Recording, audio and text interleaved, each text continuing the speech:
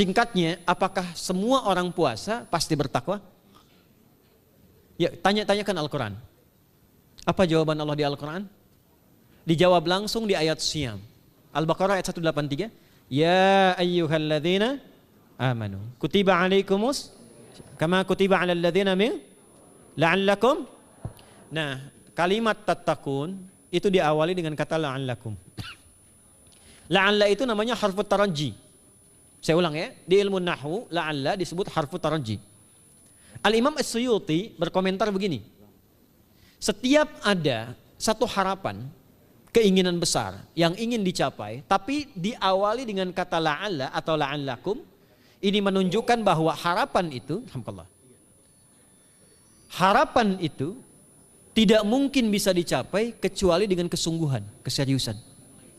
Jadi ketika Allah menutup kalimat puasa, ayat puasa dengan kata la'allakum seakan memberi kesan, tidak semua orang puasa akan mendapatkan kenaikan takwa dan jaminan 4 kemuliaan tadi kecuali orang yang serius puasanya.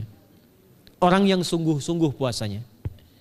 Karena itulah untuk menunjukkan kesungguhan itu, bagian terakhir kita, Nabi memberikan 3 amalan utama. Saya akan bacakan dengan cepat 3 amalan utama yang dikuatkan oleh beliau kepada para sahabat sebelum tiba Ramadan dan sampai sekarang menjadi kurikulum Ramadan Nabi. Jadi kalau ibu bapak ingin mengeluarkan kurikulum Ramadan Nabi, nanti bikin agenda saat Ramadan. Ya, supaya nggak pusing nanti kalau masuk hari pertama apa yang dikerjakan, hari kedua apa yang dikerjakan, subuh apa, siang apa, sore apa. Cuman nanti saya berikan 3 yang pokok ini. Ada 3. 1, meningkatkan sholat. Saya ulang ya, meningkatkan apa? Sholat. Kalau meningkat secara singkatnya berarti bertambah dari yang sekedar fardu, tambah dengan apa? Sunnah. Maka dari sekarang keluarkan semua jenis sholat-sholat sunnah. Keluarkan dari sekarang apa saja, siang dan malamnya. Yang rawatib ada berapa rawatib? Rawatib 12. Ya, rawatib itu yang melekat dengan sholat fardu dan menentukan untuk memperbaiki sholat fardu. Menambah, jadi kalau kurang khusyuk ditambah dengan sunnahnya disebut rawatib. Bisa sebelum, bisa setelah sholat fardu. Ada 12 dari hadis Nabi SAW. Man shalla isnatai asyrata rak'atan, siapa yang sholat 12 rakaat fi yaumin wa lailatin, yang mengiringi sholat fardu siang dan malam. Ya, bunyalahu bihinna baitun fil jannah, maka akan dibangunkan baginya satu rumah di surga kalau konsisten menunaikan 12 itu sampai meninggal dunia. Sahabat yang mendengar itu mengatakan kompak semuanya, sejak mendengar hadis itu kami usahakan istiqomah sampai meninggal tidak meninggalkannya. 12 itu 2 sebelum subuh, cepat. 4 sebelum zuhur, 2 setelah zuhur, 2 setelah maghrib, 2 setelah isya. 2 rakaat sebelum subuh, 4 rakaat sebelum zuhur. Kalau nggak bisa 4 rakaat, karena terbatas waktunya, boleh 2 rakaat, khusus untuk sebelum zuhur. Kalau nggak bisa 4, boleh berapa? 2. Dalilnya hadis Ibnu Umar radhiyallahu taala anhuma. Kata beliau, hafidtu asyra rakaatin, saya hafal 10 rakaat dari Nabi sallallahu alaihi wasallam salat sunnah. Maka menyebutkan sebelum zuhur 2 rakaat. Baik, jadi 12 ya, 2 sebelum subuh, 4 sebelum zuhur, 2 setelah zuhur, 2 setelah maghrib, 2 setelah isya. Ini yang disebut dengan rawatib. Jamak dari kata ratib. Di luar ini mutlak. Mutlak ini ada yang berdampingan dengan salat fardu, ada yang terpisah. Contoh yang berdampingan, 4 rakaat sebelum asar. 4 rakaat ini bukan disebut rawatib, tapi salat mutlak. Cuma waktunya berdampingan dengan salat fardu. Jadi dia nggak memengaruhi salat fardu, cuma punya keutamaan sendiri. Apa keutamaannya? Hadis Ibnu Umar radhiyallahu taala anhuma, ketika beliau menyampaikan qala Nabi sallallahu alaihi wasallam rahimallahu ra'an shalla qabla al-asri arba'an. Allah akan menambahkan rahmat pada orang yang terbiasa salat 4 rakaat sunnah sebelum salat asar. Jelas ya? Baik. Kemudian apalagi setelah itu? Salat di antara 2 adzan dan 2 adzan ini, adzan dan iqamah. Ya, di antara adzan dan iqamah. Tahiyatul masjid. Apalagi misalnya salat duha. Duha dibagi 3. Awal duha itu kurang lebih 1,5 jam setelah salat subuh. Subuh sekarang misal 4:30, maka jam 6 muncul awal duha. Namanya syuruk. Saya ulang, salat apa namanya? Syuruk itu salat awal duha. Jumlah rakaatnya 2 rakaat. Man shalal ghadata fil jama'ati thumma yaqudu yadhkurullah subhanahu wa ta'ala fa yusalli rak'ataini fakana alaihi ka ajri umratin wa hajjin, ya ka ajri ummatin wa hajjin tamatan. Siapa yang salat subuh 2 rakaat dengan berjamaah Ya, dan umumnya kalau berjamaah bisa ke masjid di masjid. Kalau tak mampu ke masjid, tunaikan di rumahnya. Setelah itu tidak beranjak dulu. Dia duduk untuk berzikir kepada Allah. Zikir itu bisa baca Quran. Quran surah 15 ayat 9 itu Quran disebut dengan zikir. Quran surah 54 ayat 17, 22, 32, 40 itu Quran disebut dengan zikir. Bisa baca Quran, bisa berdoa. Doa disebut dengan zikir. Quran surah ke-7 ayat 205. Ya. Bisa dengan apa lagi? Bertafakur, ya, mengaji, ta'lim, itu disebut dengan zikir. Ali Imran ayat 190 191. Alladzina yadhkuruna Allaha qiyaman wa qu'udan wa 'ala junubihim wa yatafakkaruna fi khalqis samawati wal ard. Ya, disebut dengan zikir. Bisa bertasbih. Zikir pagi petang, kalimat-kalimat thayyibah, ada itu di Quran surah keempat ayat 103. Jadi habis salat subuh zikir dulu. Doa dulu, zikir dulu, belajar dulu, tafsir dulu. Setelah itu muncul syuruk. Perjalanannya disebut isyraq, melewati masyrik, 1 tombak bayangan, dia sholat 2 rakaat, itu pahala sholatnya senilai haji dan umrah. Sempurna. Bukan sudah haji, bukan. Mau kemana? Ibu mau haji dulu? Tidak. Ya, hajinya nanti, bulan Dzulhijjah. Tapi senilai haji dan umrah, itu 2 rakaat. Awal duha disebut apa? Syuruk. Pertengahan duha, sekitar jam 9, jam 10.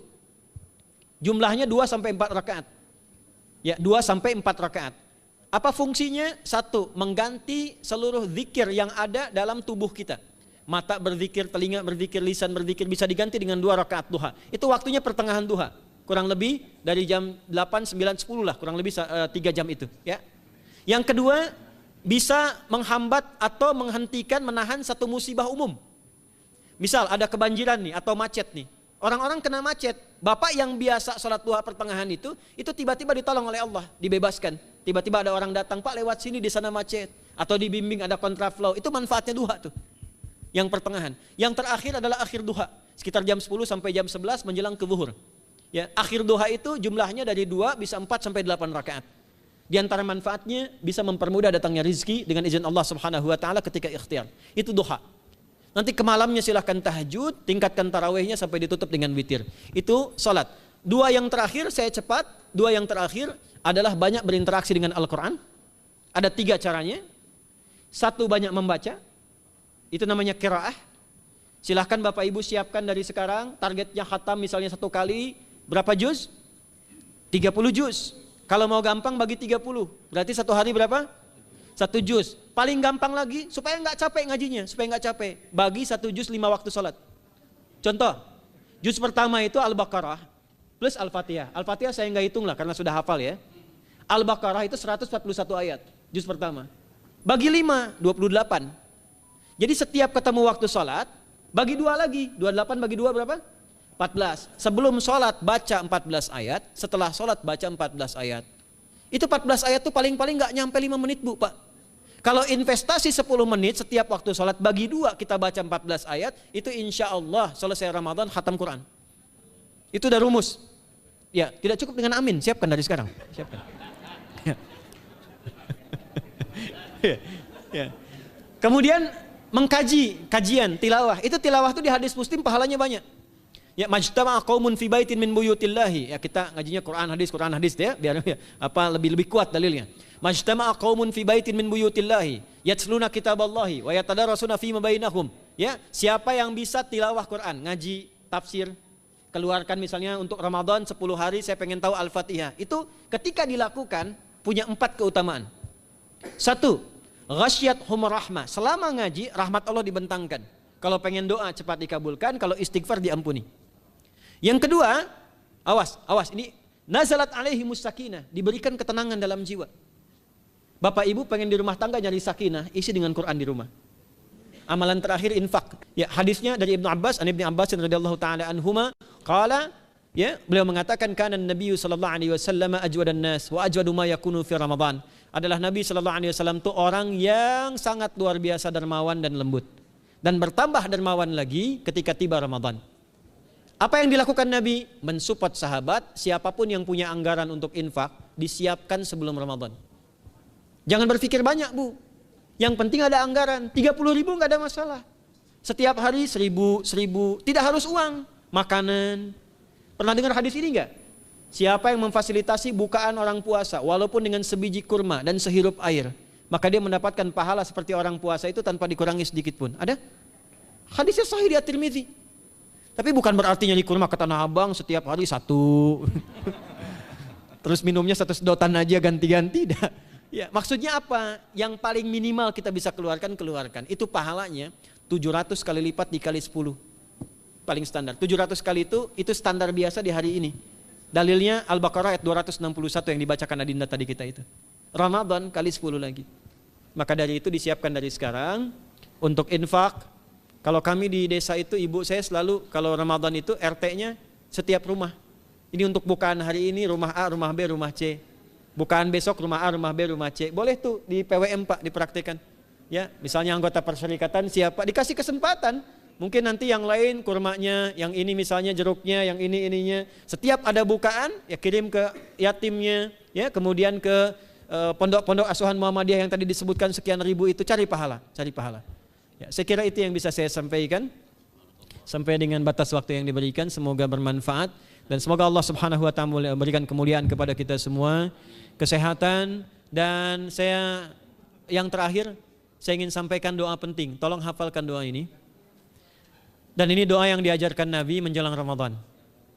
Supaya mendapatkan kesehatan, kekuatan, keselamatan untuk beribadah saat Ramadan. Hadisnya di At-Tirmidzi nomor hadis 3254. Qala, langsung saja qala Nabi sallallahu alaihi wasallam.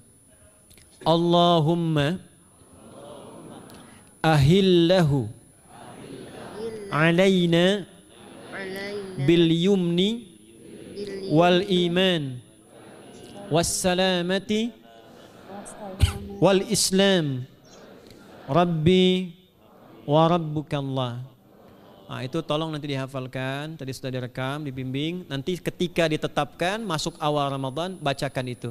Ya Allah, anugerahkan awal Ramadan kepada kami dengan ketenangan, kedamaian, kekuatan iman, keselamatan, sehat, nggak sakit sampai selesai puasanya, diberikan kekuatan untuk ibadah dalam keislaman dan diikhlaskan hanya karena Allah Subhanahu wa taala. Subhanakallahumma wa bihamdika nasyhadu an la ilaha illa anta nastaghfiruka wa natubu ilaik wa akhiru da'wana alhamdulillahi rabbil alamin wal 'afu minkum fastabiqul khairat. Assalamualaikum warahmatullahi wabarakatuh.